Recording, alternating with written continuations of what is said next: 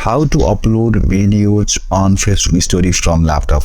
So if you are using laptop and if you want to upload videos in your Facebook story, then in that case it will be very useful. Just you have to follow all the steps.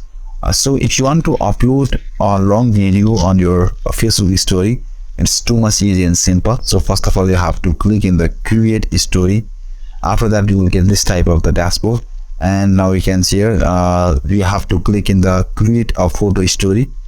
After that, you have to select your folder. So now we can see here, it is showing only JPG type of files here.